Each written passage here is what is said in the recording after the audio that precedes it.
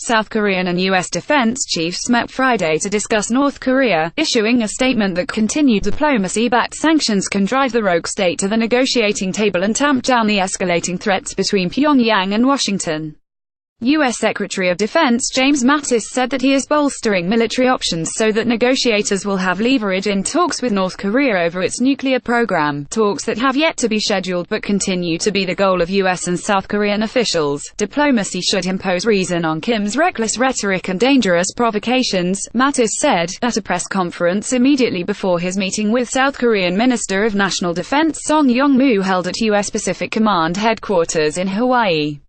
Our response to this threat remains diplomacy-led, backed up with military options available to ensure that our diplomats are understood to be speaking from a position of strength. Keep up with this story and more by subscribing now. U.S. Defense Secretary Jim Mattis greets South Korean counterpart Song Yong-moo at the top of their meeting on January 27, 2018 in Honolulu, Hawaii.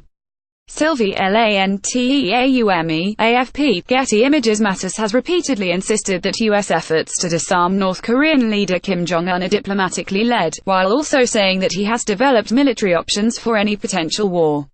The U.S. did not take part in recent talks between North Korea and South Korea that have centered on participation in the upcoming Winter Olympics in February, but U.S. officials insisted that the two sides would not negotiate any details of the North's nuclear program without the U.S. present.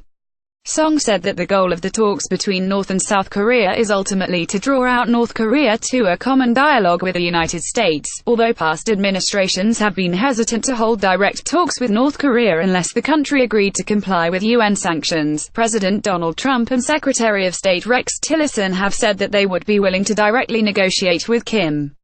Some analysts have argued that the recent dialogue, brought on by a New Year's Day proclamation by Kim that encouraged talks, is a tactic to try to separate South Korea from the U.S., its security guarantor.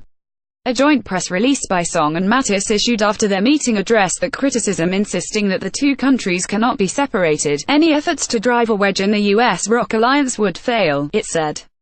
Mattis was meeting with Song during an overnight stop at Pearl Harbor in Hawaii on his way back from a swing through Southeast Asia where the continued tensions with North Korea was a hot topic.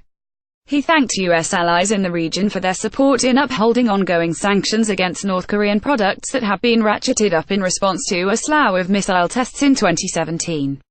Russia and China, both critical votes on the UN Security Council that back the sanctions, stand accused of helping North Korea smuggle shipments out, with President Trump telling Reuters that Russia was violating sanctions and the US filing a report with the UN accusing Chinese ships of aiding the North Korean regime.